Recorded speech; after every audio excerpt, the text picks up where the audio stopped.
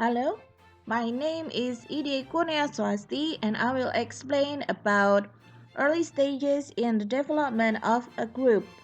For group counseling course, International Undergraduate Program, Fakultas Psikologi, Universitas Gadjah Mada.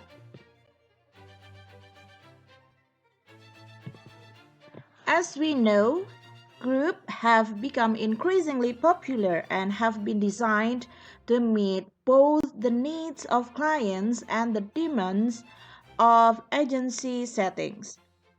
Group members have opportunities to gain insight and to practice new skills, both within the group and in their everyday interaction outside of the group. Feedback from other group members and the counselor help members gain new perspective. Groups offer many opportunities for modeling, and members often learn how to cope with their problems by observing the work of others with similar concern. We cannot overemphasize the importance of giving careful attention to the preparation of members for a successful group experience. But it is useful to think about what kind of group you will lead and to prepare yourself for your leadership role and functions for that group. The more clearly you can state your expectations as early as possible, the better you will be able to plan and the more meaningful the experience is likely to be for participants. Some situations for forming groups are less than ideal and may limit your ability to adequately prepare and plan ahead. So, this is the first stage, pre-group issues, formation of the group.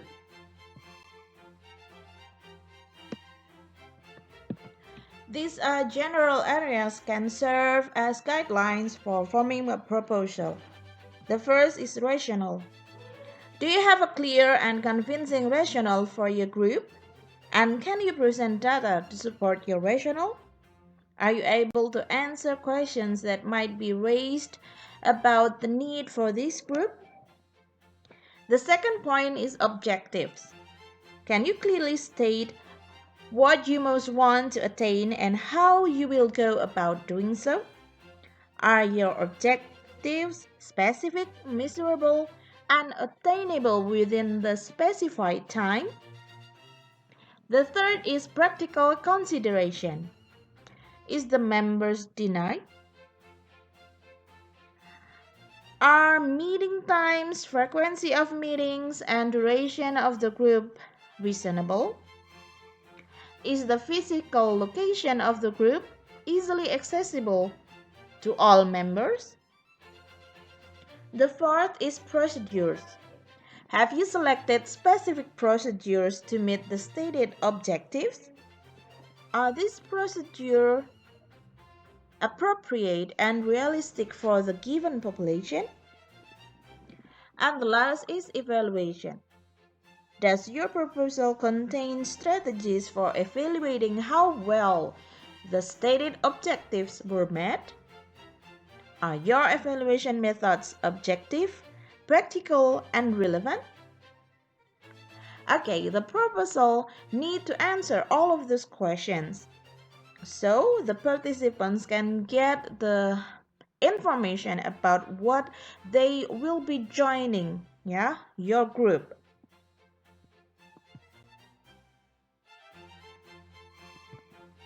Once you have been successful in getting a proposal accepted, the next step is to find a practical way to announce your group to prospective participants. How a group is announced influences both the way it will be received by potential members and the kind of people who will join. Professional issues are involved in publicizing a group and recruiting members. The best practice guidelines from ASGW state that prospective members should have access to relevant information about the group, preferably in writing, such as a following: 1. A professional disclosure statement. 2. A statement of the goals and purposes of the group. 3. Policies related to entering and exiting the group. 4. Expectation for group participation, including voluntary and involuntary membership. 5. Policies and procedures governing mandated group where relevant. 6. Confidentiality and exception to confidentiality. 7. Leaders' theoretical orientation that includes possible intervention. 8. The qualification of the leader to lead a particular group. 9. Documentation procedures and disclosure of information to others. 10. Implication of out-of-group contact and involvement among members. 11. Procedures for consultation between group leaders and group members. 12. Education, training, and qualification of the group leader. 13. The logistic of a group, including fees, cancellation policies, and methods of communication with the leaders outside of the group. 14. A realistic statement of what services can and cannot be provided within a particular group structure. 15. Potential impact of group participation. And the last, 16. The potential risk and benefits of participating in a group.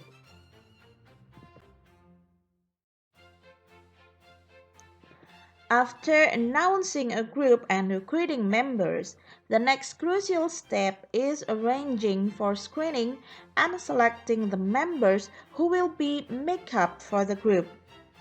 The ASGW Best Practice Guidelines state, group workers screen prospective group members if appropriate to the type of group being offered. When selection of a group members is appropriate, group workers identify group members whose needs and goals are compatible with the goals of the group. This guideline raises several questions. Should screening be used? If so, what screening method suits the group? How can you determine who would be best suited for the group, who might have a negative impact on a group process, or who might be hurt by the experience? How can you best inform those candidates who, for whatever reason, are not selected for your group? Okay, let's find out. Group applicants are to be encouraged at their private session to interview the group leader or co-leader. They can be invited to ask questions concerning the procedures, basic purposes, and any other aspect of the group. Questions the applicants ask can help to establish their readiness for the group, their curiosity about the group process, and their interpersonal style. The goal of screening is to prevent potential harm to clients, not to make the leader's job easier by setting up a group of homogeneous members. For some types of groups, screening is based on whether potential members have a specific problem area that is in alignment with the general objectives of the group. Sometimes leaders screen out individuals due to their own personal dislike or counter-transference issues, even though these individuals might be appropriate clients for the group. Whether the group leader likes or dislikes a potential member is not an appropriate basis for selecting members of the group. We support screening procedures that include a private session between the candidate and the leader. During the individual session, the leader or co-leaders might look for evidence that the group will be beneficial for the candidate. How motivated is this person to change? Is this a choice of the individual or of someone else? Why this particular type of group? Does this person understand what the purposes of the group are? Are there any indication of group counseling is contraindicated for this person at this time?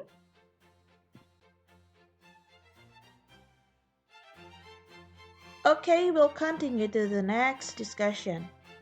When individual screening is not practical, we encourage practitioners to devise alternative strategies. For example, instead of screening people individually, screening and orientation can be done with several potential group members at once. If this is not possible, it is a good idea to at least briefly meet the members of your group prior to the first session.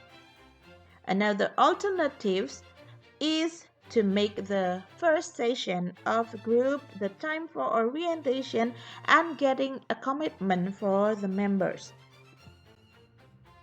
The next issue is refusing the applicant. If we do not accept people, we tell them how the group might not be appropriate for them.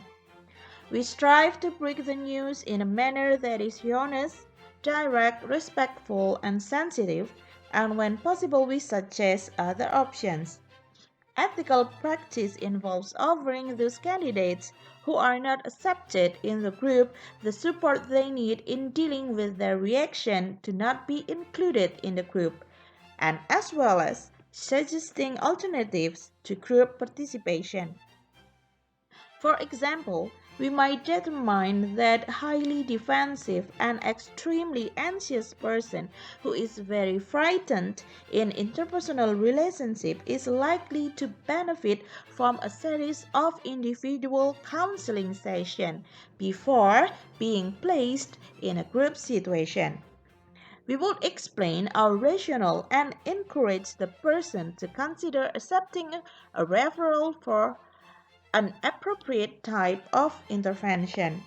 In other words, we do not close the door on people we exclude from a group with no explanation, nor do we convey that there is something intrinsically wrong with them because they were not included in this particular group.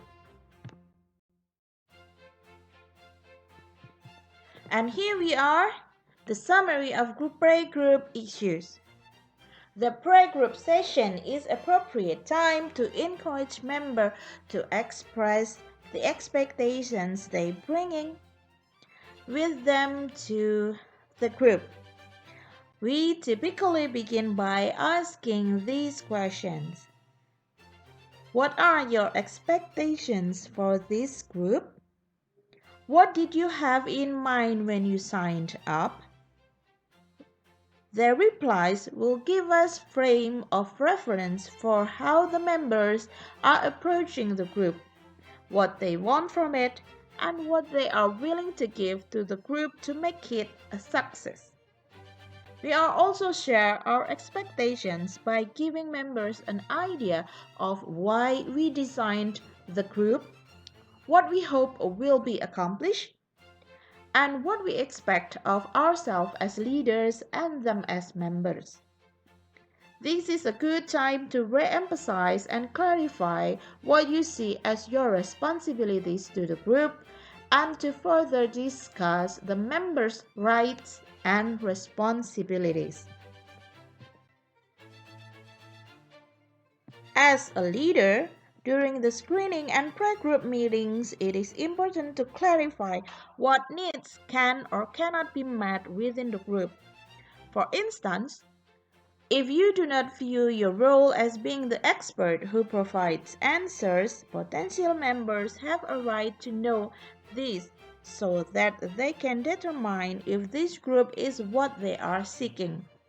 For some groups, it may be both appropriate and useful for you to engage in teaching members the purposes and functions of the group.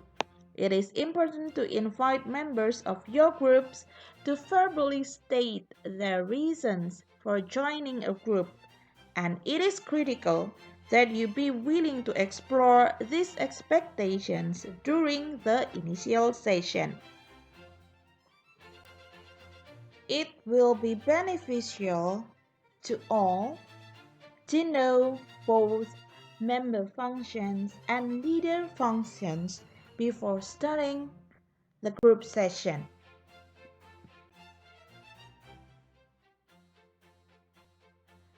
Thank you for watching these videos, and I really hope that the information I provide here will help you studying. See you in the next video.